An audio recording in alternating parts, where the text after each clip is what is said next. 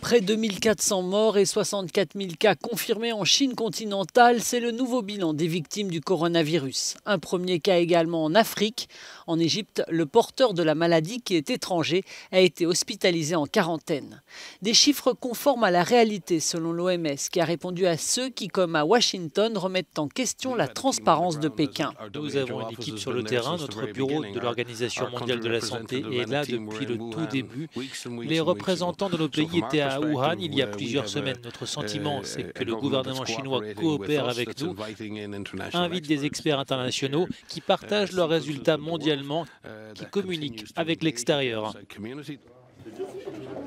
À Bordeaux, un traitement efficace a permis à un patient chinois passé par Wuhan de sortir de l'hôpital après 22 jours de soins grâce à un produit qui s'appelle Remdesivir. Il a reçu également un traitement ciblant directement le virus, un médicament antiviral qui s'administre par voie intraveineuse et qui est actuellement le candidat le mieux positionné pour être évalué en termes d'efficacité sur le terrain épidémique en Chine dans le cadre d'un essai thérapeutique comparatif.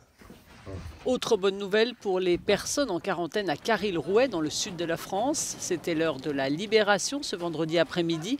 181 résidents ont quitté le centre de vacances où ils ont vécu confinés 14 jours.